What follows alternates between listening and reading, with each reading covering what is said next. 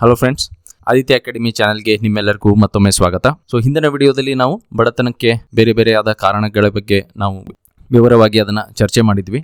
ಆ ವಿಡಿಯೋನ ನೀವು ಇನ್ನೂ ನೋಡಿಲ್ಲ ಅಂತಂದರೆ ಆ ವಿಡಿಯೋನ ದಯವಿಟ್ಟು ನೋಡಿ. ಆಮೇಲೆ ಇವತ್ತಿನ ವಿಡಿಯೋದಲ್ಲಿ ನಾವು ಆ ಬಡತನ ಕಾರಣಗಳು ಏನಿದ್ದು, ಆ ಕಾರಣಗಳಿಂದ ನಮ್ಮಲ್ಲಿ ಬಡತನ ಅನ್ನೋ ಶಾಪ ಏನು ನಮ್ಮ ದೇಶಕ್ಕೆ ಅಂಟ್ಕೊಂಡಿತ್ತು, ಅದನ್ನು ನಾವು ಉಪಶಮನ ಮಾಡಬೇಕಂತಂದರೆ ನಮ್ಮ ಹಿಂದಿನ ಸರ್ಕಾರಗಳು ಸ್ವಾತಂತ್ರ್ಯದ ನಂತರ ಏನೇನು ನೀತಿಗಳನ್ನು ಹುಟ್ಟಾಕೊಂಡು ರಚಿಸಿಕೊಂಡು ಯಾವ್ಯಾವ ಕಾರ್ಯಕ್ರಮಗಳನ್ನು ರೂಪಿಸ್ಕೊಂಡ್ರು ಅಂತ ಹೇಳಿ ಇವತ್ತಿನ ವಿಡಿಯೋದಲ್ಲಿ ನೋಡೋಣ. ನಮ್ಮ ಚಾನೆಲ್ನ ನೀವು ಇನ್ನೂ ಸಬ್ಸ್ಕ್ರೈಬ್ ಮಾಡ್ಕೊಂಡಿಲ್ಲ ಅಂತಂದರೆ ದಯವಿಟ್ಟು ನಮ್ಮ ಚಾನೆಲ್ನ ನೀವು ಸಬ್ಸ್ಕ್ರೈಬ್ ಮಾಡ್ಕೊಳ್ಳಿ.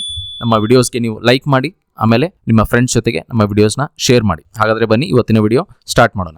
ಬಡತನ ಉಪಶಮನದ ನೀತಿಗಳು. ನಾನು ಆಗಲೇ ಹೇಳ್ದಂಗೆ ಹಿಂದಿನ ಸರ್ಕಾರಗಳು ಬೇರೆ ಬೇರೆ ರೀತಿಯಾದ ಈ ಬಡತನಕ್ಕೆ ಉಪಶಮನ ಮಾಡಬೇಕು ಅಂತ ಹೇಳಿ ವಿವಿಧ ನೀತಿಗಳನ್ನು ರೂಪಿಸಿಕೊಂಡಿದ್ವು. ಆ ನೀತಿಗಳನ್ನ ರಚಿಸುವ ಮೊದಲು ಆ ಬಡತನವನ್ನ ಯಾವ ಆಯಾಮದಿಂದ ಅದನ್ನ ಕಡಿತಗೊಳಿಸಬೇಕು ಅಂತ ಹೇಳಿ ಪ್ಲಾನ್ ಮಾಡಿತು. ಆಮೇಲೆ ಬೇರೆ ಬೇರೆ ಯಾವ ಫ್ಯಾಕ್ಟರ್ಸ್, ಬೇರೆ ಬೇರೆ ಯಾವ ಸಮಸ್ಯೆಗಳನ್ನ ಇದರಲ್ಲಿ ಬಗೆಹರಿಸಬೇಕು ಅಂತ ಹೇಳಿ ಪ್ಲಾನ್ ಮಾಡಿತು ಅಂತ ಹೇಳಿ ಈ ಸ್ಲೈಡ್ ಅಲ್ಲಿ ನೋಡೋಣ.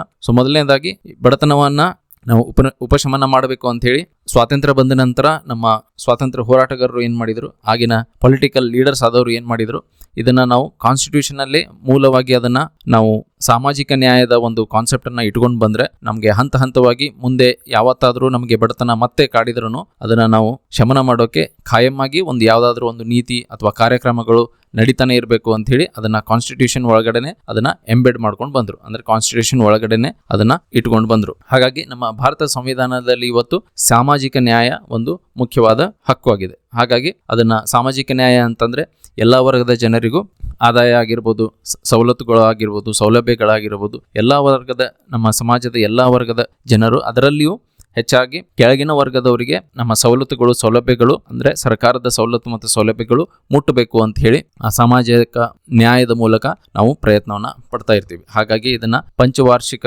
ಯೋಜನೆಯಲ್ಲಿ ಒಂದು ಮುಖ್ಯವಾದ ಅಂದರೆ ಮೊದಲನೇ ಪಂಚವಾರ್ಷಿಕ ಯೋಜನೆ ಮಾಡಿದಾರಲ್ಲ, ಪಂಚವಾರ್ಷಿಕ ಯೋಜನೆ ಅಂತಂದ್ರೆ ಪ್ಲಾನಿಂಗ್ ಕಮಿಷನ್ ಆಫ್ ಇಂಡಿಯಾ ಏನು ಮಾಡ್ತು, ಪ್ಲಾನಿಂಗ್ ಕಮಿಷನ್ ಆಫ್ ಇಂಡಿಯಾಗೆ ಜವಾಬ್ದಾರಿ ಕೊಟ್ಟರು. ಏನಂತಂದ್ರೆ ಸ್ವಾತಂತ್ರ್ಯದ ನಂತರ ಈಗ ಮುಂದೆ ನಮ್ಮ ದೇಶ ಬೆಳವಣಿಗೆ ಹೊಂದಬೇಕಂತಂದ್ರೆ ಪ್ಲಾನಿಂಗ್ ಕಮಿಷನ್ ರಚಿಸಿ ಅದಕ್ಕೆ ಒಂದು ಜವಾಬ್ದಾರಿಯನ್ನ ಕೊಡ್ತಾರೆ. ಏನಂತಂದ್ರೆ ನೀವು 5 ವರ್ಷದ ಒಂದು ಮುಂಚಿನ ಪ್ಲಾನ್ ಹಾಕೊಂಡಿರ್ಬೇಕು. ಅಂದ್ರೆ ಪ್ರತಿ ವರ್ಷ ಒಂದೊಂದು ಹೊಸ ಹೊಸ ಸ್ಕೀಮ್ ತರೋದು, ಬೇರೆ ಬೇರೆ ಎಕ್ಸ್ಪೆರಿಮೆಂಟ್ ಮಾಡೋದು ಹಾಗಾಗಬಾರ್ದು. 5 ವರ್ಷದ ಮೊದಲೇ ನೀವು ಒಂದು ಪ್ಲಾನ್ ಮಾಡ್ಕೊಂಡ್ಬಿಟ್ರಿ. ಅಂದ್ರೆ ಡೆಲ್ಲಿಯಲ್ಲಿ ಅದೇನು ಇನ್ಸ್ಟಿಟ್ಯೂಟ್ ಇದೆ ಅದನ್ನ ಅಲ್ಲೇ ಡೆಲ್ಲಿಯಲ್ಲಿ ಇದ್ದುಕೊಂಡು ಅವ್ರು ಎಲ್ಲ ರಾಜ್ಯಗಳದ ಸಮಸ್ಯೆಗಳನ್ನ ನೋಡಿಕೊಂಡು, ದೇಶದ ಒಟ್ಟೆಲ್ಲ ಏನೇನು ಸಮಸ್ಯೆ ಇದೆ ಅದನ್ನೆಲ್ಲ ನೋಡಿಕೊಂಡು ಅದಕ್ಕೆ ಬಗೆಹರಿಸುವಂತ ಒಂದು ಕಾರ್ಯಕ್ರಮಗಳನ್ನು ಮತ್ತೆ ಗುರಿಗಳನ್ನು ರೂಪಿಸ್ಕೊಂಡು ಒಂದು ಪ್ಲಾನ್ ಮಾಡ್ತದೆ.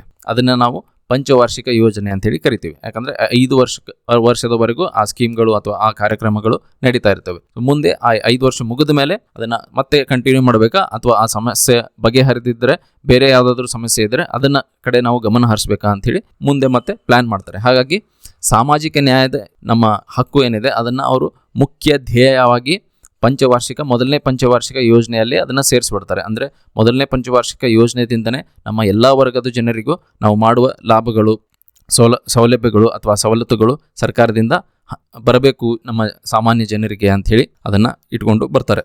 ಹಾಗಾಗಿ ಆದರೆ ನಾವು ಏನಾದರೂ ಒಂದು ಸಾಮಾಜಿಕ ನ್ಯಾಯದಲ್ಲಿ ಆ ಮಾರ್ಗದಲ್ಲಿ ಹೋಗಿ ಎಲ್ಲರಿಗೂ ಸವಲತ್ತು ಅಥವಾ ಸೌಲಭ್ಯಗಳು ಕೊಡಬೇಕು ಅಂತಂದರೆ ಆಗಿನ ಕಾಲದಲ್ಲಿ ನಮ್ಮ ಆರ್ಥಿಕ ಪರಿಸ್ಥಿತಿ ಮತ್ತು ಸಾಮಾಜಿಕ ಪರಿಸ್ಥಿತಿ ಏನಿತ್ತು ಅದರಿಂದ ಅದು ಖಂಡಿತವಾಗ್ಲೂ ಸಾಧ್ಯ ಆಗ್ತಿರ್ಲಿಲ್ಲ. ಆರ್ಥಿಕವಾಗಿ ನೋಡೋದಾದ್ರೆ ನಾವು ತುಂಬ ಬಡವರಾಗಿದ್ವಿ. ಅವಾಗ ಬ್ರಿಟಿಷರು ಎಲ್ಲ ದೋಚ್ಕೊಂಡು ನಮಗೆ ಬಿಟ್ಟು ಹೋಗಿದ್ರು. ನಮ್ಮ GDP ಏನಾಗಿತ್ತು, ಒಟ್ಟು ದೇಶೀಯ ಉತ್ಪನ್ನ ಬಹಳ ಕೆಳಗಡೆ ಬಂದು ಕುಸಿದು ಹೋಗಿತ್ತು.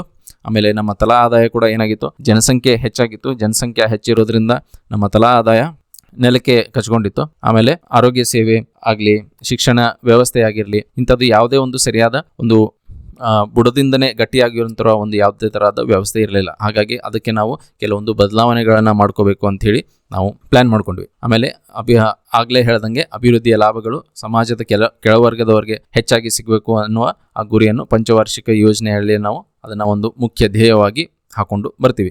ಆ ನಿಟ್ಟಿನಲ್ಲಿ ನಮ್ಮ ಪಂಚವಾರ್ಷಿಕ ಯೋಜನೆಗಳನ್ನ ನಾವು ಏನು ರೂಪಿಸ್ಕೋತೀವಿ ಆ ನಿಟ್ಟಿನಲ್ಲಿ ಅದನ್ನ ಅಭಿವೃದ್ಧಿ ಕಾರ್ಯದಲ್ಲಿ, ಆ ಕಾರ್ಯಕ್ರಮಗಳಲ್ಲಿ ಅಥವಾ ಸರ್ಕಾರದಿಂದ ಲಾಂಚ್ ಮಾಡಿರೋ ಆ ಸ್ಕೀಮ್ಸ್ಗಳಲ್ಲಿ ಅದನ್ನ ನಾವು ಮೊದಲು ಪ್ರಯಾರಿಟಿ ಏನಂತೇವಲ್ಲ ಆ ಪ್ರಯಾರಿಟಿಯನ್ನ ನಾವು ಕೆಳವರ್ಗದವರಿಗೆ ಮುಟ್ಟುವಂಗೆ ನಾವು ಕೊಡ್ಕೊಂಡು ಬರ್ತೀವಿ.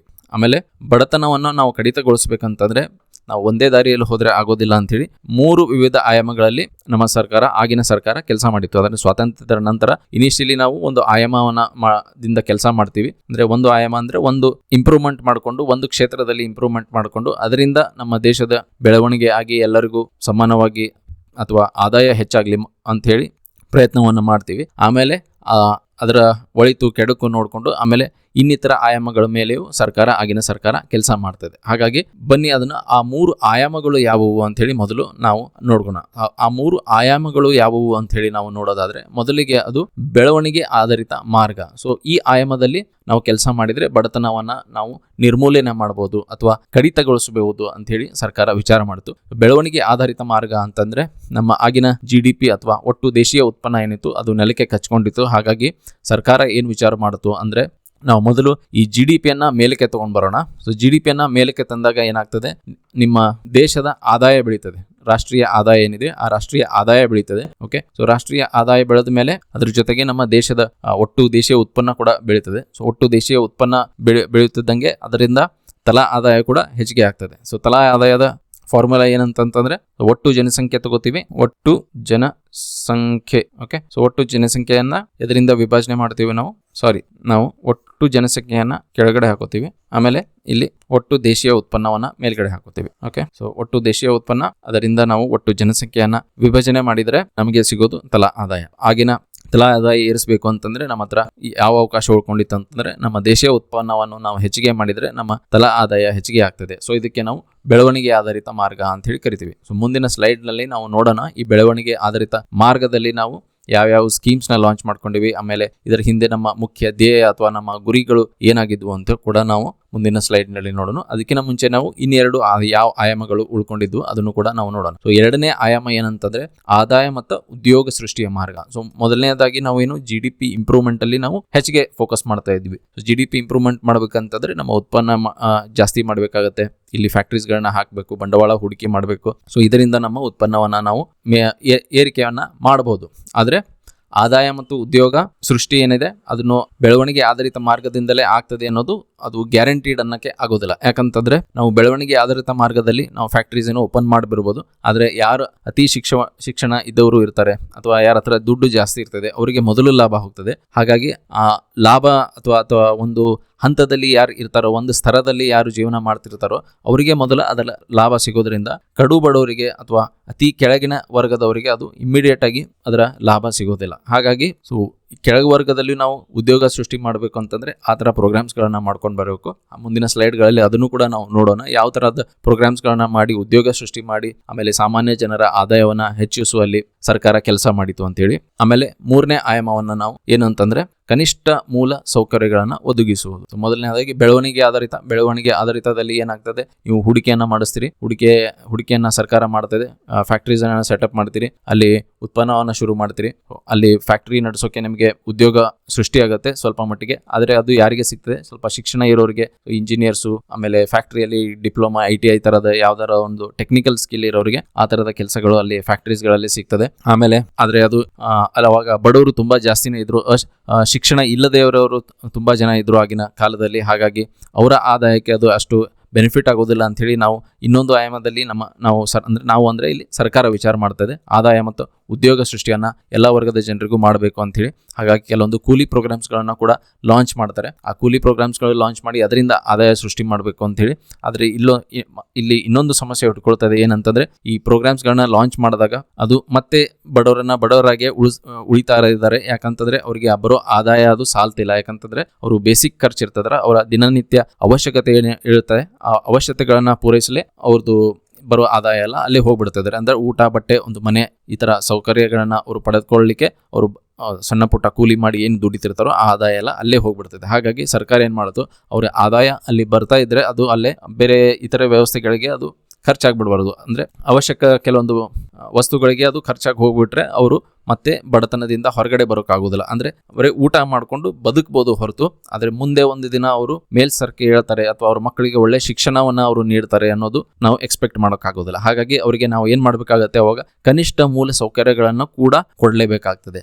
ಆರೋಗ್ಯ ವ್ಯವಸ್ಥೆ ಆಗಿರ್ಬೋದು, ಶಿಕ್ಷಣ ವ್ಯವಸ್ಥೆ ಆಗಿರ್ಬೋದು, ಅಥವಾ ಮನೆ ಕಟ್ಕೊಡೋದಾಗಿರ್ಬೋದು. ಹೀಗೆ ಅವ್ರಿಗೆ ಕನಿಷ್ಠ ಕೆಲವೊಂದು ಮೂಲ ಸೌಕರ್ಯಗಳನ್ನ ನಾವು ಕೊಟ್ಟು ಆಮೇಲೆ ಅದ್ರ ಮೇಲೆ ಅವ್ರಿಗೆ ಕೆಲಸ ಕೊಟ್ರೆ, ಅಂದ್ರೆ ಹಸಿದವನಿಗೆ ನೀವು ಒಮ್ಮಿಂದೊಮ್ಮೆಲೆ ಕೆಲಸ ಕೊಟ್ರೆ ಅವನಿಗೆ ಶಕ್ತಿ ಬೇಕಲ್ಲ ಮೊದಲು. ಹಾಗಾಗಿ ಮೊದಲು ಅವನಿಗೆ ಒಂದು ಹೊತ್ತಿನ ಊಟ ಕೊಟ್ಟು ಶಕ್ತಿ ಬಂದ ಮೇಲೆ ಆಮೇಲೆ ಒಂದು ಕೆಲಸ ಕೊಟ್ಟು ಅವನು ದುಡ್ಕೊಂಡು ಹೋದ್ರೆ ಅವಾಗ ಏನಿರ್ತಾನೆ, ಸೊ ಅವನ ಚಿಂತೆ ಇರೋದಿಲ್ಲ, ಅವನಿಗೆ ಶಕ್ತಿವಂತನಾಗ್ತಾನೆ. ಶಕ್ತಿವಂತನಾದ್ಮೇಲೆ ಅವನು ಹೆಚ್ಚಿಗೆ ದುಡಿಮೆಯನ್ನ ಮಾಡ್ತಾನೆ. ಹೆಚ್ಚಿಗೆ ದುಡಿಮೆಯನ್ನ ಮಾಡಿ ತನ್ನ ಆದಾಯವನ್ನ ಹೆಚ್ಚಿಸ್ತಾನೆ. ಅದರಿಂದ ನಮ್ಮ ರಾಷ್ಟ್ರೀಯ ಆದಾಯ ಆಗಿರ್ಬೋದು, ನಮ್ಮ ದೇಶೀಯ ಉತ್ಪನ್ನ ಕೂಡ ಹೆಚ್ಚಿಗೆ ಆಗ್ತದೆ. ಸೊ ಈ ಕಾನ್ಸೆಪ್ಟ್ ಮೇಲೆ 3 ಬೇರೆ ಬೇರೆ ಆಯಾಮಗಳ ಮೇಲೆ ಸರ್ಕಾರ ಸ್ವಾತಂತ್ರ್ಯದ ನಂತರ ಮೊದಲು ಒಂದು 2-3 ದಶಕದಲ್ಲಿ ಈ ನಿಟ್ಟಿನಲ್ಲಿ ಕೆಲಸ ಮಾಡ್ತದೆ. ಹಾಗಾಗಿ ಒಂದೊಂದಾಗಿ ನೋಡೋಣ, ಆ ಒಂದೊಂದು ಆಯಾಮದಲ್ಲಿ ಯಾವ ತರ ಪ್ರೋಗ್ರಾಮ್ಸ್ ಅನ್ನ ಸರ್ಕಾರ ಲಾಂಚ್ ಮಾಡ್ಕೊಂಡು ಬಂತು, ಆಮೇಲೆ ಯಾವ ದಶಕದಲ್ಲಿ ಅವರ ಗಮನ ಎಲ್ಲಿ ಇತ್ತು ಅಂತ ಹೇಳಿ ನೋಡೋಣ. ಸೊ ಮೊದಲನೇ ದಶಕದಲ್ಲಿ ಅಂದ್ರೆ ಸ್ವಾತಂತ್ರ್ಯ 47ರಲ್ಲಿ ಸಿಕ್ಕರೆ 50ರಿಂದ ನಮ್ಮ 60ರ ದಶಕದಲ್ಲಿ ನಾವು ನೋಡೋದಾತಂದ್ರೆ ಪ್ರಾರಂಭದಲ್ಲಿ ನಮಗೆ 2 ಪಂಚವಾರ್ಷಿಕ ಯೋಜನೆಗಳಲ್ಲಿ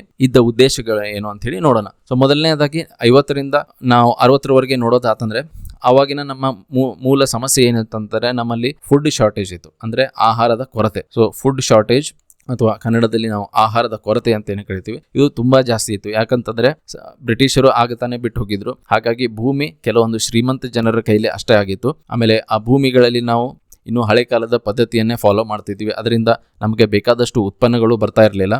ಆಮೇಲೆ ಬಡವರು ಅಥವಾ ಭೂಮಿ ಇಲ್ಲದೆ ಇರೋರು ಅವ್ರು ಏನ್ ಮಾಡ್ತಿದ್ರು, ಅವರ ಸ್ವಾತಂತ್ರ್ಯ ಬಂದ ನಂತರ ಅವರಿಗೆ ಯಾವುದೇ ತರಹದ ಜೋತು ಬೀಳುವ ಒಂದು ಕಾರಣ ಇರಲಿಲ್ಲ. ಯಾಕಂದ್ರೆ ಸ್ವಾತಂತ್ರ್ಯ ಬಂದ ಮೇಲೆ ಎಲ್ಲರೂ ಸ್ವಾತಂತ್ರ್ಯರಾಗಿದ್ರು. ಆವಾಗ ಅಲ್ಲ ಕೂಲಿ ಮಾಡುವ ಕೆಲಸಗಾರರು ತಮಗೆ ಬೇಕಂತಂದ್ರೆ ಆ ಜಮೀನಲ್ಲಿ ಅವರು ಉಳುಮೆ ಮಾಡಬಹುದಾಗಿತ್ತು, ಇಲ್ಲ ಅಂತಂದ್ರೆ ಅವರು ಬೇರೆ ಯಾವುದಾದ್ರೂ ಉದ್ಯೋಗವನ್ನ ನೋಡ್ಕೊಂಡು ಹೋಗ್ಬೋದಾಗಿತ್ತು. ಯಾಕಂದ್ರೆ ಸ್ವಾತಂತ್ರ್ಯ ಬಂದ ಮೇಲೆ ಅದಕ್ಕೆ ನಮ್ಮ ಮೊದಲು ಏನಾಗ್ತಿತ್ತು, ಜೀತದ ಪದ್ಧತಿ ಇರ್ತಿತ್ತು. ಒಂದು 10 ವರ್ಷ ಅಲ್ಲಿ ದುಡಿತಾ ಇದ್ದೀರಿ ಅಥವಾ ನೀವು ಗೇಣಿಯನ್ನ ಕೊಟ್ಟು ಅಥವಾ ಅಲ್ಲಿನ ಪಾಳೆಗಾರರು ಅಥವಾ ಅಲ್ಲಿನ ಗೌಡರು ಅಲ್ಲಿ ನಿಮಗೆ ಕೂಲಿಯನ್ನ ಕೊಡ್ತಾ ಇದ್ದಾರೆ ಅಂತಂದ್ರೆ ಜೀತದ ಮೇಲೆ ಇಂತಿಷ್ಟು ವರ್ಷ ಅಂತ ಹೇಳಿ ಕೆಲಸ ಮಾಡಬೇಕಾಗಿರುವಂತ ಪರಿಸ್ಥಿತಿ ಇತ್ತು. ಸ್ವಾತಂತ್ರ್ಯ ಬಂದ ನಂತರ ಅದೇನಾಯ್ತು, ಅದೆಲ್ಲ ಕಡಿವಾಣ ಬೀಳೋಕೆ ಶುರು ಆಯ್ತು. ಒಮ್ಮಿಂದೊಮ್ಮೆಲೆ ಎಲ್ಲರೂ ಸ್ಟಾಪ್ ಆಯ್ತು ಅಂತ ನಾನು ಹೇಳ್ತಾ ಇಲ್ಲ, ಆದರೆ ಕಡಿವಾಣ ಬೀಳೋಕೆ ಶುರು ಆಯ್ತು. ಹಾಗಾಗಿ ಫುಡ್ ಶಾರ್ಟೇಜ್ನ ನೀಗಿಸ್ಬೇಕಂತಂದ್ರೆ ನಿಮಗೆ ಆಧುನಿಕ ಕೆಲವೊಂದು ಮೆಥಡ್ಗಳು ಬೇಕಾಗಿದ್ವು. ಆಧುನಿಕ ತಂತ್ರಜ್ಞಾನವನ್ನು ತಂದು ನೀವು ಹಳೆ ಪದ್ಧತಿಯಲ್ಲಿ ಏನು ಬೀಜ ಗೊಬ್ಬರ ಹಾಕೊಂಡು ಮಾಡ್ತಾ ಇದ್ರು ಅದರಿಂದ ಬರೋ ಉತ್ಪನ್ನ ನಮ್ಮ ತೀವ್ರವಾದ ಜನಸಂಖ್ಯೆ ಏರಿಕೆನೂ ಆಗ್ತಾ ಇತ್ತು. ಅಂತ ಜನಸಂಖ್ಯೆ ದೇಶದಲ್ಲಿ ನಮಗೆ ಆಗ ಉತ್ಪನ್ನ ಆಗ್ತಿರುವಂತಹ ಆಹಾರ ಪದಾರ್ಥಗಳು ಅಥವಾ ವಸ್ತುಗಳು ಸಾಕಾಗ್ತಾ ಇರಲಿಲ್ಲ.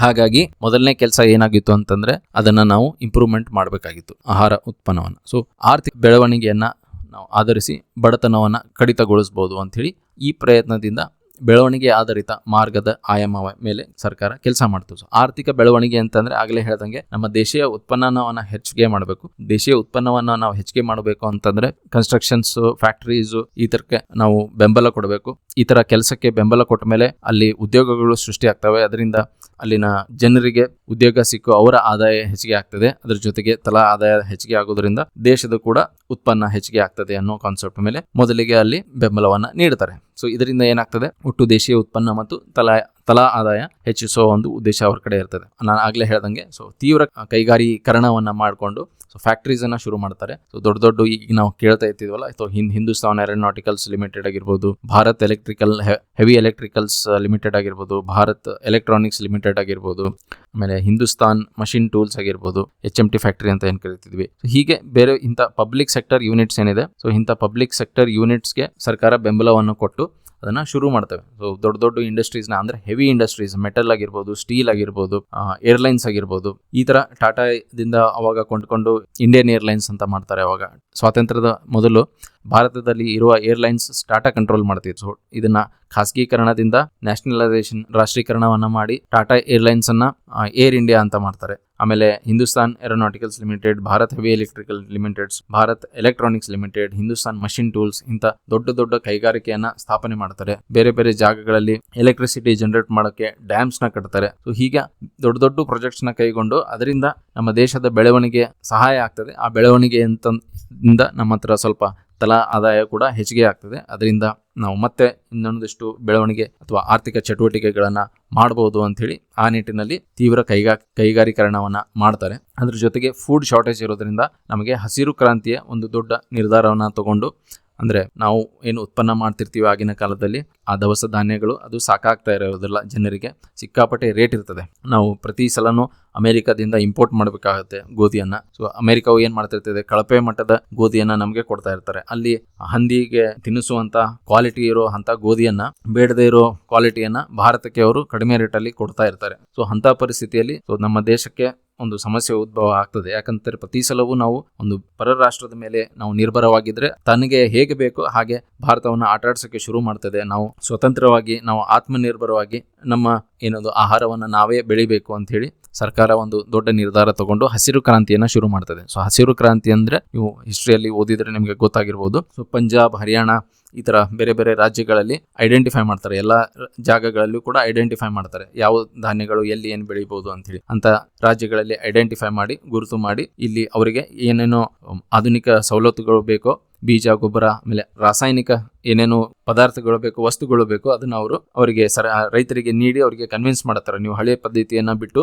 ನೀವು ಈ ಬೆಳೆಯನ್ನ ಬರೀರಿ. ಮೊದಲು ಅವರು ರಾಗಿ, ಸಜ್ಜೆ ಈ ತರ ಏನಾದ್ರು ಬೆಳೀತಿದ್ರಂತಂದ್ರೆ, ಇಲ್ಲ ಜೋಳ ಬೆಳೀತಾ ಇದ್ರಂತ ಅವರಿಗೆ ಹೋಗಿ ಹೇಳ್ತಾರೆ, ಇಲ್ಲ ನಮ್ಮ ಆಹಾರದ ನೀಡು ಏನಿದೆ, ಅಕ್ಕಿ, ಗೋಧಿ ಇಂಥ ಧಾನ್ಯಗಳಿಂದ ನಾವು ಆಹಾರದ ಕೊರತೆಯನ್ನ ನಾವು ನೀಗಿಸಬಹುದು. ಹಾಗಾಗಿ ನೀವು ಹೆಚ್ಚಾಗಿ ನೀವು ಅಕ್ಕಿ ಬೆಳೀರಿ, ಹೆಚ್ಚಾಗಿ ನೀವು ಗೋಧಿಯನ್ನ ಬೆಳೀರಿ ಅಂತ ಸರ್ಕಾರ ಅವರಿಗೆ ಒಂಥರ ಟಾರ್ಗೆಟ್ ತರ ಕೊಟ್ಬಿಡ್ತದೆ. ಅವಾಗ ಅವರು ರೈತರಿಗೂ ಅವ್ರು ಏನು ಹೇಳಿ ಕನ್ವಿನ್ಸ್ ಮಾಡ್ತಾರೆ ಅಂತಂದ್ರೆ, ನೋಡ್ರಿ ನೀವು ಎಷ್ಟು ಬೇಕೋ ಅಷ್ಟು ಬೆಳೀರಿ, ಅದು ಜಾಸ್ತಿಯಾಗಿ ಬೆಳೆದ್ರೆ ರೇಟ್ ಕಡಿಮೆ ಆಗ್ತದೆ ಅಥವಾ ಹೆಚ್ಚು ಕಡಿಮೆ ಆಗೋದು, ಆಮೇಲೆ ನೀವು ಗೊಬ್ಬರವನ್ನ ಪರ್ಚೇಸ್ ಮಾಡೋದು ಕಾಸ್ಟ್ಲಿ ಆಗೋದು, ಬೀಜ, ಗೊಬ್ಬರ ಅದರದ ರೇಟ್ ಹೆಚ್ಚು ಕಡಿಮೆ ಆಗೋದು, ಅದನ್ನೆಲ್ಲ ನಾವು ಕಂಟ್ರೋಲ್ ಮಾಡ್ತೀವಿ.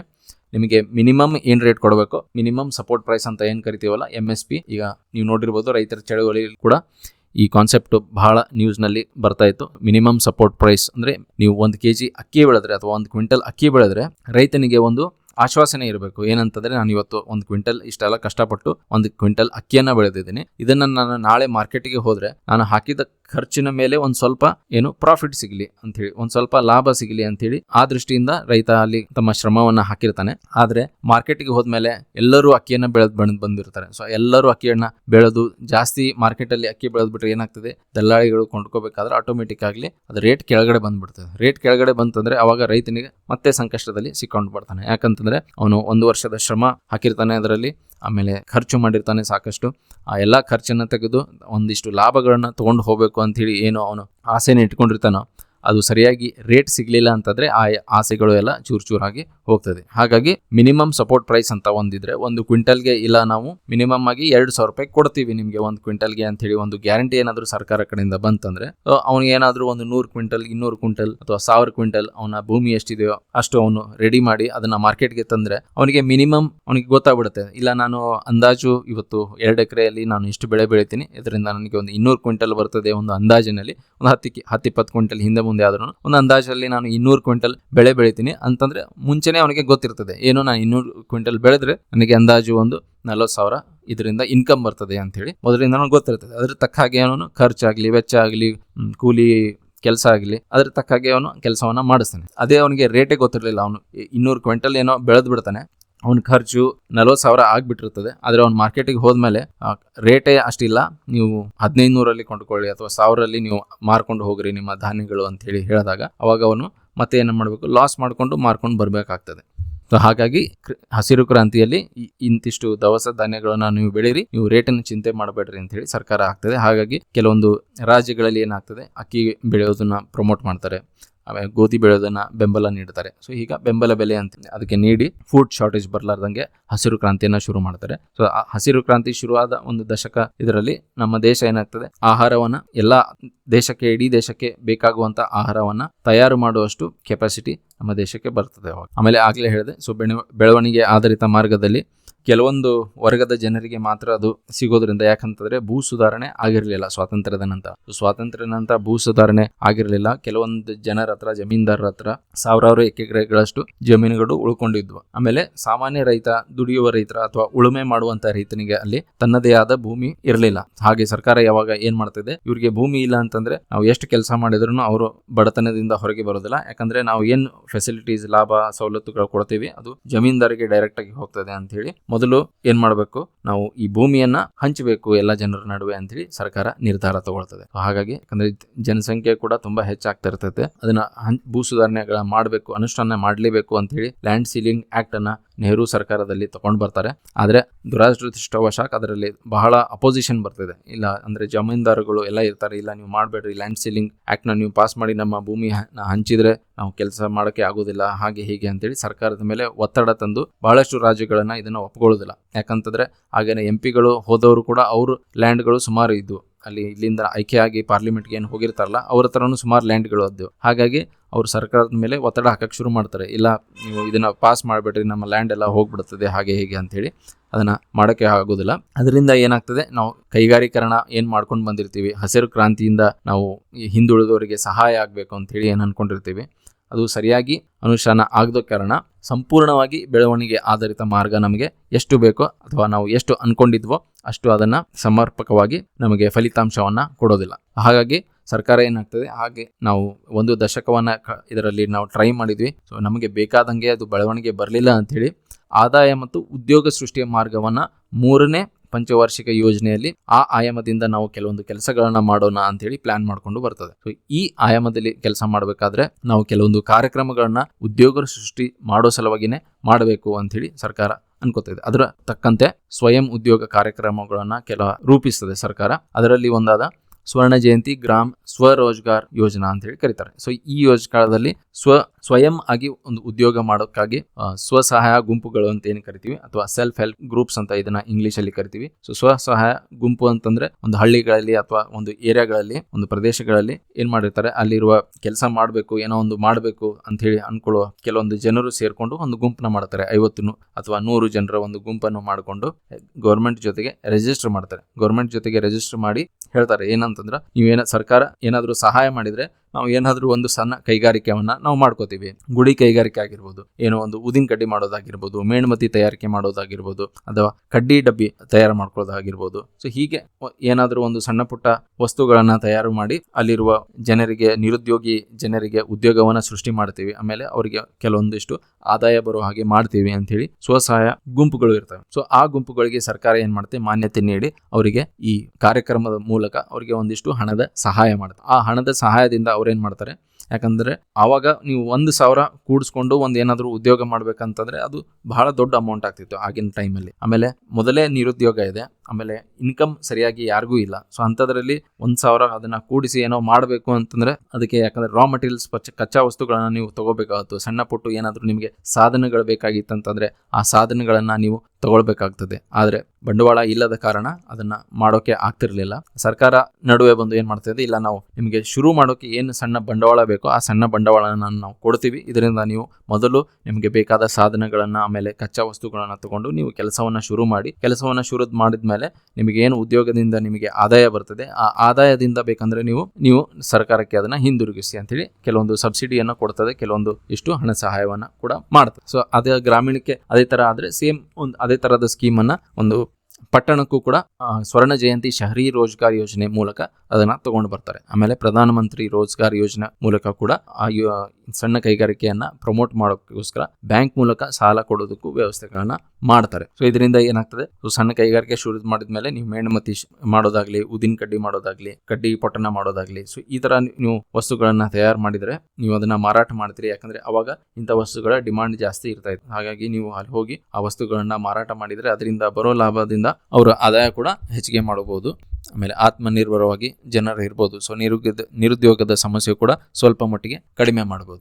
ಈ ಮೂರು ಒಂದು ಒಳ್ಳೆಯ ಉದ್ದೇಶ ಇಟ್ಟುಕೊಂಡು ಈ ಕಾರ್ಯಕ್ರಮಕ್ಕೆ ಸಪೋರ್ಟ್ ಮಾಡ್ತದೆ. ಇದರಿಂದ ಕೆಲವೊಂದಿಷ್ಟು ಫಲಿತಾಂಶ ಕೂಡ ಸಿಗ್ತದೆ. ಅದೇ ತರ ಆದ್ರೆ ಇದನ್ನ ಎರಡು ಇದರಲ್ಲಿ ಡಿವೈಡ್ ಮಾಡಬೇಕಾಗ್ತದೆ. ಯಾಕಂತಂದ್ರೆ ಈ ಮೇಣಬತ್ತಿ ಊದಿನ ಕಡ್ಡಿ ಮಾಡ್ಬೇಕಂತಂದ್ರೆ ಅದಕ್ಕೆ ಕೆಲವೊಂದಿಷ್ಟು ಕೌಶಲ್ಯಗಳು ಬೇಕಾಗ್ತದೆ. ಏನೋ ಸಣ್ಣ ಪುಟ್ಟ ಫರ್ನಿಚರ್ ಮಾಡ್ತೀರಿ, ಏನೋ ಮಾಡ್ತೀರಿ, ಕಟ್ಟಿಗೆ ಕೆಲಸ ಮಾಡ್ತೀರಿ ಅಂತಂದ್ರೆ ಅದಕ್ಕೆ ಒಂದು ಕೌಶಲ್ಯ ಬೇಕು. ಆದ್ರೆ ಬಹಳಷ್ಟು ಜನರು ನಮ್ಮ ದೇಶದಲ್ಲಿ ಬಡವರು ಏನ್ ಮಾಡ್ತಿರೋ ಅವ್ರ ಹತ್ರ ಯಾವುದೇ ತರಹದ ಒಂದು ಯಾವುದೇ ತರಹದ ಒಂದು ಕೌಶಲ್ಯ ಇಲ್ಲ ಅಂತ ಅಂದ್ಮೇಲೆ ಅವರಿಗೆ ಏನ್ ಮಾಡ್ತೀರಿ, ಅವರಿಗೆ ನಾವು ಕೂಲಿ ಉದ್ಯೋಗವನ್ನ ಸೃಷ್ಟಿ ಮಾಡಬೇಕಾಗ್ತದೆ. ಯಾಕಂದ್ರೆ ದೈಹಿಕ ಉದ್ಯೋಗ ಒಂದೇ ಗೊತ್ತು.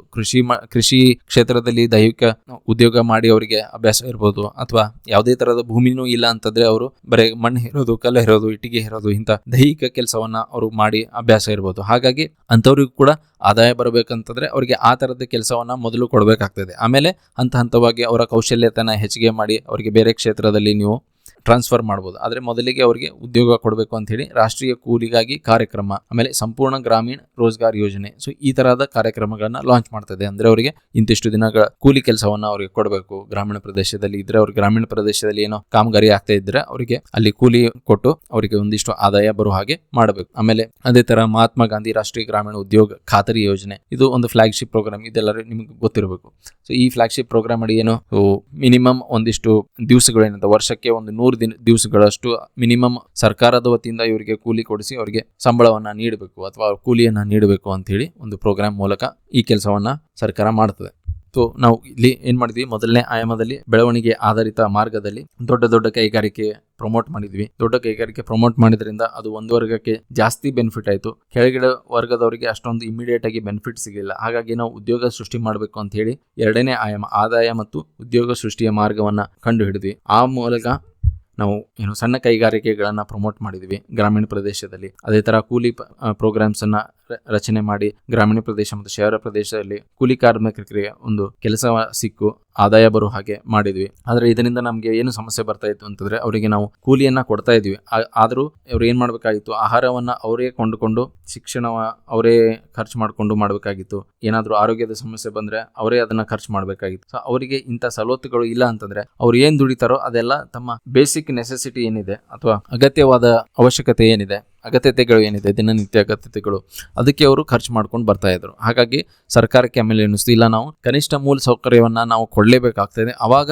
ಅದ್ರ ಮೇಲೆ ಅವ್ರಿಗೆ ಏನಾದ್ರೂ ನಾವು ಕೂಲಿ ಕೆಲಸ ಕೊಡೋದಾಗ್ಲಿ ಅಥವಾ ಸ್ವಯಂ ಉದ್ಯೋಗಕ್ಕೆ ಸಹಾಯ ಮಾಡೋದಾಗ್ಲಿ, ಇದರಿಂದ ಏನಾಗ್ತದೆ ಅವರ ಆದಾಯ ಅಟ್ಲೀಸ್ಟ್ ಏರಿಕೆ ಆಗಲಿಲ್ಲ ಅಂದ್ರೆ ಒಂದು ಸ್ಥಿರವಾಗಿ ಆದ್ರೂ ಇರ್ತದೆ. ಇಲ್ಲಿ ಇಲ್ಲ ಅಂತಂದ್ರೆ ಏನಾಗ್ತದೆ, ಅವ್ರಿಗೆ ಏನಾದ್ರೂ ಒಂದು ಸಣ್ಣ ಪುಟ್ಟ ಸಮಸ್ಯೆ ಬಂದ ಕೂಡಲೇ ಅವ್ರು ದುಡಿಯೋದೆಲ್ಲ ದುಡ್ಡು ಇದಕ್ಕೆ ಹೋಗ್ಬಿಡ್ತದೆ. ಅವ್ರ ಆರೋಗ್ಯ ಸರಿ ಇಲ್ಲ ಅಂತ ಹೇಳಿ ಅವ್ರು 2 ದಿನ ಕೂಲಿ ಹೋಗ್ಲಿಲ್ಲ ಅಂದ್ರೆ ಅವತ್ತು ಅವ್ರಿಗೆ ದುಡ್ಡು ಬರೋದಿಲ್ಲ, ಮನೆಗೆ ಅವರ ಊಟ ಮಾಡೋಕ್ಕೂ ಕಷ್ಟ ಆಗ್ಬಿಡ್ತದೆ. ಈ ಸಮಸ್ಯೆಯಿಂದ ಸರ್ಕಾರ ಕನಿಷ್ಠ ಮೂಲ ಸೌಕರ್ಯ ಕೊಡೋದು ನಮ್ಮ ಜವಾಬ್ದಾರಿ ಅಂತ ಹೇಳಿ ಅದಕ್ಕೆ ಮನವರಿಕೆ ಆಗ್ತದೆ. ಅದರಿಂದ ನಾವು ಬಡತನವನ್ನ ನಿರ್ಮೂಲ ಮಾಡ್ಬೇಕಂತಂದ್ರೆ ನಾವು ಕನಿಷ್ಠ ಸೌಕರ್ಯವನ್ನ ಕೊಡಲೇಬೇಕು ಅಂತ ಹೇಳಿ ಆ ಉದ್ದೇಶವನ್ನ ಇಟ್ಕೊಂಡು ಹೋಗ್ತದೆ. ಸೊ ಅದರ ಪ್ರಕಾರ ಅವಾಗ ಫಸ್ಟ್ ಟೈಮ್ ಏನ್ ಮಾಡ್ತದೆ, ಸಹಾಯಧನ ಬೆಲೆಯಲ್ಲಿ ಆಹಾರ ಧಾನ್ಯಗಳನ್ನ ಪೂರೈಕೆ ಮಾಡೋಕ್ಕೆ ಶುರು ಆಗ್ತದೆ. ಸೊ ಇದಕ್ಕಿಂತ ಮುಂಚೆ ಆಹಾರವನ್ನ ಸರಿಯಾಗಿ ಪೂರೈಕೆ ಮಾಡೋಕ್ಕೆ ಆಗ್ತಾ ಇರಲಿಲ್ಲ ಸರ್ಕಾರ ಕಡೆಯಿಂದ. ಯಾಕಂತಾರೆ ಅಂತದ್ದು ಒಂದು ವ್ಯವಸ್ಥೆ ಸರ್ಕಾರದ ಹತ್ತಿರ ಇರಲಿಲ್ಲ. ನಂತರ ಅದು ಒಂದು ವ್ಯವಸ್ಥೆಗಳನ್ನ ಮಾಡಿಕೊಂಡು ಇವತ್ತು ನೀವೇನು ರೇಷನ್ ಅಂಗಡಿಗಳನ್ನ ನೋಡ್ತಿರಲ್ಲ, ಆ ರೇಷನ್ ಅಂಗಡಿಗಳಲ್ಲಿ ನಾವು ಹೋಗಿ ಏನ್ ಮಾಡ್ತೀವಿ, ರೇಷನ್ ಕಾರ್ಡ್ ನ ತೋರಿಸಿ ನಮ್ಮ ಹಕ್ಕಿಗೆ ಬರುವಂತ ಎಷ್ಟು ದವಸ ಧಾನ್ಯಗಳು ಅಥವಾ ಬೇರೆ ಪದಾರ್ಥಗಳು ಏನು ಬೇಕೋ ಅದನ್ನ ನಾವು ಆ ಕಾರ್ಡ್ ಮೂಲಕ ನಮ್ಮ ಹಕ್ಕಿನ ಎಷ್ಟು ಆಹಾರ ಬೇಕು ಅಷ್ಟು ಆಹಾರಗಳನ್ನ ಅಲ್ಲಿಂದ ನಾವು ತಗೊಂಡು ಬರ್ತೀವಿ. ಕೆಲವೊಂದ್ ಕಡೆ ಫ್ರೀ ಇರ್ಬೋದು, ಕೆಲವೊಂದ್ ಕಡೆ ಸಣ್ಣ ಪುಟ್ಟ ದುಡ್ಡನ್ನು ಇಸ್ಕೋಬಹುದು. ಅಂದ್ರೆ ರಾಜ್ಯದ ಮೇಲೆ. ಇವತ್ತು ಕರ್ನಾಟಕದಲ್ಲಿ ಫ್ರೀ ಇದೆ, ಆದ್ರೆ ಕೆಲವೊಂದಿಷ್ಟು ರಾಜ್ಯದಲ್ಲಿ ಅದನ್ನ ದುಡ್ಡು ಕೊಟ್ಟು ತರಬೇಕಾಗ್ತದೆ. ಆದರೆ ಕೋವಿಡ್ ನಂತರ ರಾಷ್ಟ್ರೀಯ ಕಾರ್ಯಕ್ರಮದಲ್ಲಿ ಈಗ ಎಲ್ಲಾ ರಾಜ್ಯಗಳು ಫ್ರೀ ಆಗಿ ಕೊಡ್ತಾ ಇದ್ದಾರೆ. ಸೊ ಅದನ್ನ ಎಲ್ಲಿವರೆಗೂ ಕಂಟಿನ್ಯೂ ಮಾಡ್ತಾರೆ ಅಲ್ಲಿವರೆಗೂ ಫ್ರೀ ಆಗ್ತದೆ. ಆದ್ರೆ ಮುಂದೆ ಅದನ್ನ ಸ್ಟಾಪ್ ಮಾಡಿದ್ರೆ ಸಬ್ಸಿಡಿ ರೇಟಲ್ಲಿ ಒಂದು 5 ರೂಪಾಯಿ 10 ರೂಪಾಯಿ ರೇಟಿಗೆ ಕೊಟ್ಟು ನೀವು 1 kg ಅಕ್ಕಿ ಹೀಗೆ ಖರೀದಿ ಮಾಡ್ಕೊಂಡು ಬರ್ಬೇಕಾಗ್ತದೆ.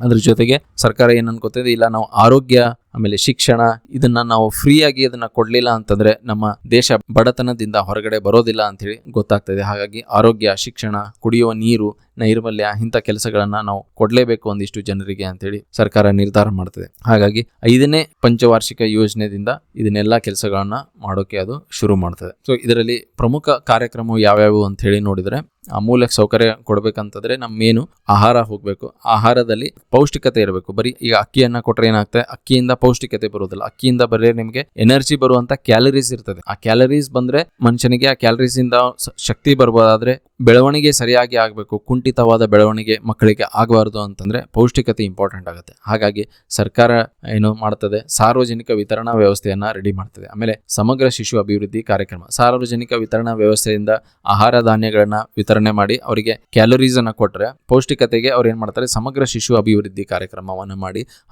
ಹುಟ್ಟಿರುವ ಶಿಶುವಿಗೆ ಅಪೌಷ್ಟಿಕತೆ ಆಗಬಾರ್ದು ಅಥವಾ ಕುಂಠಿತ ಬೆಳವಣಿಗೆ ಆಗಬಾರ್ದು ಅಂತೇಳಿ ಅದಕ್ಕೆ ಏನೇನು ಬೇಕೋ ಆಹಾರವನ್ನು ನೀಡುವ ಒಂದು ಪ್ರೋಗ್ರಾಮ್ ಅನ್ನ ಮಾಡ್ಕೋತೈತೆ. ಅದರ ಜೊತೆಗೆ ಮಧ್ಯಾಹ್ನದ ಬಿಸಿ ಊಟವನ್ನು ಕೂಡ ಸರ್ಕಾರ ಅನೌನ್ಸ್ ಮಾಡ್ತದೆ. ಅಂದ್ರೆ ರಾಜ್ಯ ಸರ್ಕಾರದಿಂದ ಇದು ಶುರುವಾಗಿ ಆಮೇಲೆ ಕೇಂದ್ರ ಸರ್ಕಾರವು ಕೂಡ ಇದನ್ನು ಕೆಲವೊಂದು ಶಾಲೆಗಳಲ್ಲಿ ಅಳವಡಿಕೆ ಮಾಡ್ತದೆ. ಮಧ್ಯಾಹ್ನದ ಬಿಸಿ ಊಟದಿಂದ ಲಾಭ ಏನು ಸಿಗ್ತದೆ ಅಂತಂದ್ರೆ, ಆಗಿನ ಕಾಲದಲ್ಲಿ ಈಗ ಮಕ್ಕಳು ಬಡತನದಿಂದ ಮಕ್ಕಳಿಗೆ ಸರಿಯಾಗಿ ಶಿಕ್ಷಣವನ್ನ ಕೊಡಲಿಕ್ಕೆ ಆಗ್ತಾ ಇರಲಿಲ್ಲ. ಅವಾಗ ಏನ್ ಮಾಡ್ತಿದ್ರು, ಮಕ್ಕಳು ಒಂದು 7-8 ವರ್ಷಕ್ಕೆ ಬಂದ್ಬಿಟ್ರೆ ಅವ್ರಿಗೆ ತಾವು ಎಲ್ಲೂ ಕೂಲಿಗೆ ಹೋಗ್ತಾರೆ, ಅವ್ರ ಮಕ್ಕಳನ್ನು ಕೂಡ ಅವ್ರ ಜೊತೆಗೆ ಕರ್ಕೊಂಡು ಹೋಗಿ ಸಣ್ಣ ಪುಟ್ಟ ಕೆಲಸ ಅವ್ರ ಕಡೆಯಿಂದನೂ ಮಾಡಿಸಿ, ಇವರು ಒಂದು 100 ರೂಪಾಯಿ ಕೂಲಿಗೆ ತಗೋತಿದ್ರೆ ಆ ಮಗು ಕೆಲಸ ಮಾಡಿದಕ್ಕೆ ಒಂದು 10-20 ರೂಪಾಯಿ ಕೂಲಿ ಬರ್ತದೆ ಅಲ್ಲ, ಅದರಿಂದ ನಮ್ಗೆ ಏನೋ ಒಂದು ಸ್ವಲ್ಪ ಎಕ್ಸ್ಟ್ರಾ ಇನ್ಕಮ್ ಬರ್ತದೆ ಅಂತೇಳಿ ಮಕ್ಕಳಿಗೂ ಕರ್ಕೊಂಡು ಹೋಗಿ ಕೂಲಿಯನ್ನ ಮಾಡಿಸಿತ್ತು. ಇದರಿಂದ ಸರ್ಕಾರ ಫ್ರೀಯಾಗಿ ಶಾಲೆ ಶಿಕ್ಷಣ ವ್ಯವಸ್ಥೆ ಕೊಡಿಸ್ತಾ ಇದೆ ಅಂತಂದ್ರೂ ಶಾಲೆಯಲ್ಲಿ ಯಾರು ಮಕ್ಕಳು ಬರ್ತಾ ಇರಲಿಲ್ಲ. ಇದರಿಂದ ಖಾಲಿ ಶಾಲೆಗಳು ಇರ್ತಿದ್ವು. ಆಮೇಲೆ ನಮ್ಮ ಶಿಕ್ಷಣದ ಸ್ತರವು ಏನು ಇಂಪ್ರೂವ್ಮೆಂಟ್ ಕಾಣಿಸ್ತಾ ಇರಲಿಲ್ಲ.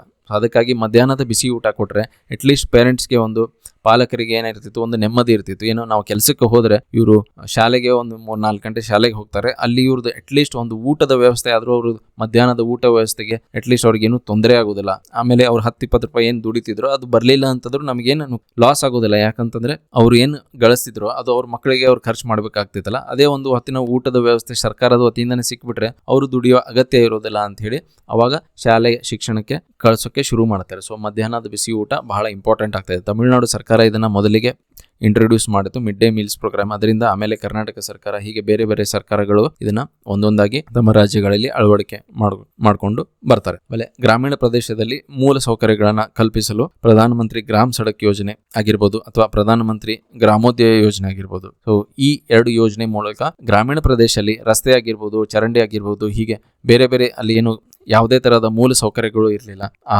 ಮೂಲ ಸೌಕರ್ಯ ಆ ಪ್ರದೇಶಗಳಲ್ಲಿ ತಲುಪಲಿ ಅಂತೇಳಿ ಈ ಸ್ಕೀಮ್ ಮೂಲಕ ಅಲ್ಲಿ ಅಂತ ಮೂಲ ಸೌಕರ್ಯಗಳನ್ನು ಒದಗಿಸಲಾಗ್ತದೆ. ಆಮೇಲೆ ಬಡವರಿಗೆ ವಸತಿ ಸೌಲಭ್ಯವನ್ನು ಕಲ್ಪಿಸಲು ಈ ಇಂದಿರಾ ಆವಾಸ್ ಯೋಜನೆ, ಬಡವರಿಗೆ ಏನು ಮಾಡ್ತೀವಿ, ಸಬ್ಸಿಡಿ ಅಥವಾ ಫ್ರೀಯಾಗಿ ಒಂದು ಮನೆಯನ್ನ ಸರ್ಕಾರದ ವತಿಯಿಂದ ಹಂಚಿಕೆ ಮಾಡೋದಕ್ಕೆ ಇಂದಿರಾ ಆವಾಸ್ ಯೋಜನೆ ಅಂತ ಹೇಳಿ ಸರ್ಕಾರ ಲಾಂಚ್ ಮಾಡ್ತದೆ. ಆಮೇಲೆ ವಾಲ್ಮೀಕಿ ಅಂಬೇಡ್ಕರ್ ಆವಾಸ್ ಯೋಜನೆ ಅಂತಂದ್ರೆ ಕೆಲವೊಂದು ಹಿಂದುಳಿದ ವರ್ಗಗಳು ಅಥವಾ ಕೆಳವರ್ಗದ ಜನರಿಗೆ ಮನೆ ಇರೋದಿಲ್ಲ. ಅವ್ರು ಮೊದಲಿಂದನೂ ಅವರಿಗೆ ಸರಿಯಾದ ಒಂದು ಭೂಮಿ ಇರ್ತಿರ್ಲಿಲ್ಲ. ಯಾಕಂತಂದ್ರೆ ಅವರು ಮುಂಚೆಯಿಂದಲೂ ಇತಿಹಾಸದಿಂದ ನೋಡ್ಕೊಂಡು ಬಂದ್ರು, ಅವರಿಗೆ ಜಮೀನ್ದಾರ್ ಕೆಳಗಡೆ ಅವರು ಜೀತದಾಳಾಗಿ ಕೆಲಸ ಮಾಡ್ಕೊಂಡು ಬಂದಿರ್ತಾರೆ. ಹಾಗಾಗಿ ಅವರ ಹೆಸರಿನಲ್ಲಿ ಯಾವುದೇ ತರಹದ ಜಮೀನು ಅಥವಾ ಅವ್ರು ಇರೋಕೆ ಒಂದು ಸರಿಯಾದ ಮನೆ ವ್ಯವಸ್ಥೆ ಇರೋದಿಲ್ಲ. ಹಾಗಾಗಿ ವಾಲ್ಮೀಕಿ ಅಂಬೇಡ್ಕರ್ ಆವಾಸ್ ಯೋಜನೆ ಮತ್ತು ಬಸವ ವಸತಿ ಯೋಜನೆ ಈ ತರಹದ ಸ್ಕೀಮ್ಸ್ ದಿಂದ ಆ ಕೆಳವರ್ಗದ ಜನರಿಗೆ ಒಂದು ಮನೆಯನ್ನ ಕಟ್ಕೊಳ್ಳೋಕೆ ಅವಕಾಶ ಸಿಗ್ತದೆ. ಅದರ ಜೊತೆಗೆ ಕೆಲವೊಂದಿಷ್ಟು ಸಾಮಾಜಿಕ ಭದ್ರತಾ ಕಾರ್ಯಕ್ರಮಗಳನ್ನ ಸರ್ಕಾರ ಅನೌನ್ಸ್ ಮಾಡಿ ಅದನ್ನ ಇಂಪ್ಲಿಮೆಂಟ್ ಮಾಡ್ತದೆ. ಅದರಲ್ಲಿ ರಾಷ್ಟ್ರೀಯ ಸಾಮಾಜಿಕ ನೆರವು ಕಾರ್ಯಕ್ರಮ ಆಗಿರ್ಬೋದು, ಸಂಧ್ಯಾ ಸುರಕ್ಷಾ ಯೋಜನೆ ಆಗಿರ್ಬೋದು, ಆಮ್ ಆದ್ಮಿ ಭೀಮ ಯೋಜನೆ ಆಗಿರ್ಬೋದು, ಯಶಸ್ವಿನಿ ಯೋಜನೆ, ಆಮೇಲೆ ಭಾಗ್ಯಲಕ್ಷ್ಮಿ ಯೋಜನೆ ಆಗಿರ್ಬೋದು. ಇದರಲ್ಲಿ ಕೆಲವೊಂದು ಹಣಕಾಸಿನ ಸೇವೆ ಆಗಿರ್ಬೋದು, ಆರೋಗ್ಯದ ಸೇವೆಗಾಗಿ ಆಗಿರ್ಬೋದು, ಇನ್ಶೂರೆನ್ಸ್ ಆಗಿರ್ಬೋದು, ಹೀಗೆ ಬೇರೆ ಬೇರೆ ಎಲ್ಲ ಕಂಬೈನ್ ಮಾಡಿ ಕೆಲವೊಂದು ಕಾರ್ಯಕ್ರಮಗಳನ್ನ ಸರ್ಕಾರ ಲಾಂಚ್ ಮಾಡಿ, ಅಂದ್ರೆ ಅವ್ರಿಗೆ ಏನಾದ್ರು ಆರೋಗ್ಯ ಸಮಸ್ಯೆ ಬಂತಂದ್ರೆ ಆ ಕಾರ್ಡ್ನ ಅವ್ರಿಗೆ ತೋರಿಸಿ ಹಾಸ್ಪಿಟಲ್ ಅಲ್ಲಿ ಅವ್ರಿಗೆ ಬೇಕಾಗಿರುವಂತ ಚಿಕಿತ್ಸೆಯನ್ನ ಮಾಡ್ಕೊಳ್ಳೋ ವ್ಯವಸ್ಥೆ ಆಗಿರ್ಬೋದು, ಆಮೇಲೆ ಕೆಲವೊಂದು ಪಿಂಚಣಿ ಸಿಗುವಂತ ಕಾರ್ಯಕ್ರಮ ಆಗಿರ್ಬೋದು, ಹೀಗೆ ಬೇರೆ ಬೇರೆ ತರಹದ ಕಾರ್ಯಕ್ರಮಗಳು ಇಂಪ್ಲಿಮೆಂಟ್ ಮಾಡಿಕೊಂಡು ಅಂದ್ರೆ ಬಡ ಜನರಿಗೆ ಒಂದು ಸಾಮಾಜಿಕವಾಗಿ ಒಂದು ಭದ್ರತೆ ಇರಬೇಕು, ಅವರಿಗೆ ಯಾವುದೇ ತರಹದ ಆತಂಕ ಇರಬಾರ್ದು. ಯಾಕಂತಂದ್ರೆ ಇವತ್ತು ಕೂಲಿ ಇದೆ, ನಾವು ಕೆಲಸ ಮಾಡ್ಕೊಂಡು ದುಡಿತಾ ಇದೀವಿ, ನಾಳೆ ವಯಸ್ಸಾದ್ಮೇಲೆ ದುಡಿಯೋರು ಯಾರು, ನಾವು ಮನೆಯಲ್ಲಿ ಭಾರ ಆದ್ರೆ ಬಿಟ್ರೆ ಆಮೇಲೆ ಮಕ್ಕಳು ಏನದು ಅವ್ರಿಗೂ ಸರಿಯಾಗಿ ಉದ್ಯೋಗ ಸಿಗಲಿಲ್ಲ ಅಂತಂದ್ರೆ ಮತ್ತೆ ನಾವು ಕಷ್ಟಕ್ಕೆ ಸಿಕ್ಕಾಕೊಂಡ್ಬಿಡ್ತೀವಿ ಅಂತ ಹೇಳಿ ಒಂದು ಆತಂಕ ಇರ್ತದಲ್ಲ ಬಡ ಕುಟುಂಬಗಳಿಗೆ. ಸೊ ಆ ಆತಂಕ ಇರಬಾರ್ದು ಅಂತೇಳಿ ಸರ್ಕಾರದ ವತಿಯಿಂದ ಎಷ್ಟು ಸಹಾಯ ಮಾಡಕ್ ಆಗ್ತದೋ ಅಷ್ಟು ಸಹಾಯವನ್ನ ಮಾಡಿದ್ರೆ ಒಂದಿಷ್ಟು ಇರ್ತದೆ. ಆಯ್ತು, ಒಬ್ನು ದುಡಿತಾ ಇಲ್ಲ, ಕೂಲಿ ಮಾಡ್ತಾ ಇಲ್ಲ, ಆದ್ರೆ ಅವನಿಗೆ ಏನೋ ಒಂದು 1000-2000 ಸರ್ಕಾರದ ವತಿಯಿಂದ ಪಿಂಚಣಿ ಬರ್ತಾ ಇತ್ತಂದ್ರೆ ಅದು ತಿಂಗಳ ರೇಷನ್ಗಾದ್ರೂ ಅಟ್ಲೀಸ್ಟ್ ಖರ್ಚಾಗ್ತದೆ ಅಂತ ಹೇಳಿ ಸ್ವಲ್ಪ ನಿಟ್ಟುಸಿರು ಬಿಡುವ ಒಂದು ಕಾರ್ಯಕ್ರಮ ಅಂತ ಹೇಳಿ ಇಲ್ಲಿ ಹೇಳ್ಬೋದು. ಇವತ್ತಿನ ವಿಡಿಯೋವನ್ನ ನಾವು ಇಲ್ಲಿಗೆ ನಿಲ್ಲಿಸೋಣ. ಯಾಕಂತಂದ್ರೆ ಇವತ್ತು ನಾವು ಬೇರೆ ಬೇರೆ ಆಯಾಮದಿಂದ ನಾವು ಬಡತನವನ್ನು ಉಪಶಮನ ಮಾಡೋಕೆ ಯಾವ ನೀತಿಗಳನ್ನ ರೂಪಿಸ್ಕೊಂಡು ಬಂದ್ವಿ, ಆ ನೀತಿಗಳಲ್ಲಿ ನಾವು ಯಾವ್ಯಾವ ಕಾರ್ಯಕ್ರಮಗಳನ್ನ ಆಗಿನ ಸರ್ಕಾರ ಆಗಿರ್ಬೋದು, ಇವತ್ತಿನ ಸರ್ಕಾರ ಆಗಿರ್ಬೋದು, ಯಾವ್ಯಾವ ಇದನ್ನ ನಾವು ಮಾಡ್ಕೊಂಡು ಬಂದ್ವಿ ಅಂತ ಹೇಳಿ ಇವತ್ತಿನ ವಿಡಿಯೋದಲ್ಲಿ ಚರ್ಚೆ ಮಾಡಿದ್ವಿ. ಹಿಂದಿನ ವಿಡಿಯೋದಲ್ಲಿ ನಾವು ಈ ಬಡತನಕ್ಕೆ ಇರುವ ಕಾರಣಗಳ ಬಗ್ಗೆ ಚರ್ಚೆ ಮಾಡಿದ್ವಿ. ಅದೇ ತರ ನಾವು ಮುಂದಿನ ವಿಡಿಯೋದಲ್ಲಿ ಕೂಡ ನಾವು ಈ ಬಡತನವನ್ನ ಈ ಕಾರ್ಯಕ್ರಮಗಳು ಏನು ರೂಪಿಸ್ಕೊಂಡಿದ್ವೋ ಈ ಕಾರ್ಯಕ್ರಮಗಳು ಎಷ್ಟರ ಮಟ್ಟಿಗೆ ವರ್ಕ್ ಆದವು, ಎಷ್ಟರ ಮಟ್ಟಿಗೆ ಸಫಲತೆಯನ್ನ ನೀಡಿದು, ಎಷ್ಟರ ಮಟ್ಟಿಗೆ ಅದು ಫಲಿತಾಂಶವನ್ನ ನೀಡಿದು ಅನ್ನೋದನ್ನ ನಾವು ನೋಡ್ಬೇಕಂತಂದ್ರೆ ಒಂದು ವಿಮರ್ಶಾತ್ಮಕ ಮಾಪನವನ್ನ ಮಾಡಬೇಕಾಗ್ತದೆ. ಸೊ ಆ ವಿಮರ್ಶಾತ್ಮಕ ಮಾಪನವನ್ನ ನಾವು ಮುಂದಿನ ವಿಡಿಯೋದಲ್ಲಿ ಮಾಡಿ ಇದರಲ್ಲಿರುವ ಯಾವ ಸ್ಕೀಮ್ಸ್ಗಳು ನಮಗೆ ಸಹಾಯ ಮಾಡಿದ್ದು, ಅದರಿಂದ ಎಷ್ಟು ಬೆನಿಫಿಟ್ ಆಯಿತು ಅಂತ ಹೇಳಿ ಮುಂದಿನ ವಿಡಿಯೋದಲ್ಲಿ ನೋಡೋಣ. ನಮ್ಮ ಚಾನೆಲ್ನ ನೀವು ಇನ್ನೂ ಸಬ್ಸ್ಕ್ರೈಬ್ ಮಾಡ್ಕೊಂಡಿಲ್ಲ ಅಂದರೆ ದಯವಿಟ್ಟು ನಮ್ಮ ಚಾನೆಲ್ನ ಸಬ್ಸ್ಕ್ರೈಬ್ ಮಾಡ್ಕೊಳ್ಳಿ, ನಮ್ಮ ವಿಡಿಯೋಸ್ನ ನೀವು ಲೈಕ್ ಮಾಡಿ ಮತ್ತು ನಿಮ್ಮ ಫ್ರೆಂಡ್ಸ್ ಜೊತೆಗೆ ಇದನ್ನು ಶೇರ್ ಮಾಡಿ. ಹಾಗಾದರೆ ಮುಂದಿನ ವಿಡಿಯೋದಲ್ಲಿ ಮತ್ತೊಮ್ಮೆ ಸಿಗೋಣ. ಅಲ್ಲಿವರೆಗೂ thank you all for watching.